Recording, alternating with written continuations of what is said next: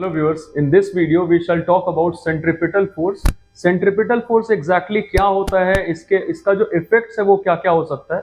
हमने अपने daily life में बहुत सारा ऐसा चीज एनकाउंटर किया होगा जो कोई भी बॉडी सर्कुलर मोशन में है, लेकिन एग्जैक्टली किस वजह से होता है सर्कुलर मोशन वो शायद हमें नहीं पता हो, तो डिस्कस करते हैं.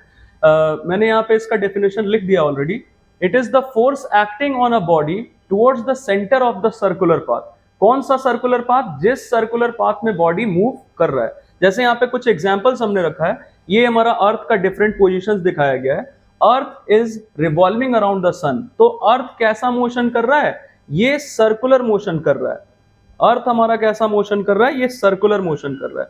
तो एग्जैक्टली क्या होता है जिसकी वजह से ये सर्कुलर मोशन कर रहा है, देखते हैं.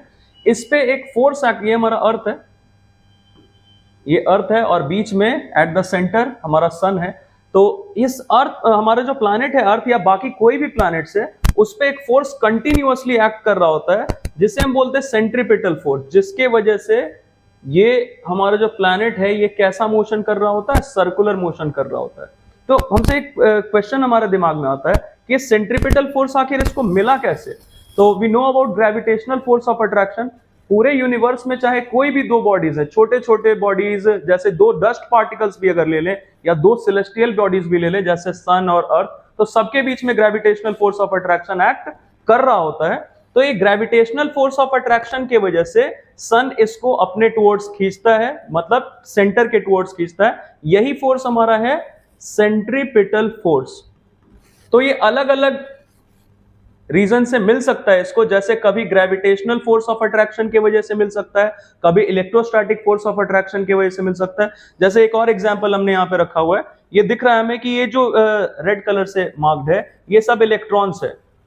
ये हमारा इलेक्ट्रॉन, और बीच में ये जो हमारा न्यूक्लियस होता है, सेंटर पे न्यूक्लियस होता है एटम के, उसमें न्यूट्रॉन और प्रोटॉन दोनों चीज होते हैं. तो न्यूट्रॉन पे तो कोई चार्ज होता नहीं है, but proton is positively charge. तो एज वी नो कि unlike charges attract each other, तो ये पॉजिटिव चार्ज है और नेगेटिव चार्ज है इलेक्ट्रॉन. तो ये प्रोटॉन इसको अपनी तरफ खींचता है, मतलब there is electrostatic force of attraction between the protons and the electrons, जिसके वजह से इसको कौन सा फोर्स मिल जाता है? सेंट्रीपिटल फोर्स, है ना. तो अलग अलग एग्जांपल्स हम ले सकते हैं. सेंट्रीपिटल फोर्स हमेशा किसी बॉडी को मिल रहा होता है अलग अलग रीजन की वजह से, और उसी से वो सर्कुलर मोशन को कंटिन्यू करता है. जैसे एक और एग्जांपल हम ले सकते हैं. जैसे हमारे पास एक स्ट्रिंग हमने ले लिया और उसमें एक छोटा सा पेबल, छोटा सा पत्थर बांध देते हैं और उसको वर्ल करते हैं, घुमाते हैं ऐसे, तो हमारा हैंड सेंटर पे है. अब ये जो हमारा सर्कुलर मोशन कर रहा है, स्टोन कैसा मोशन करता है? सर्कुलर मोशन करता है.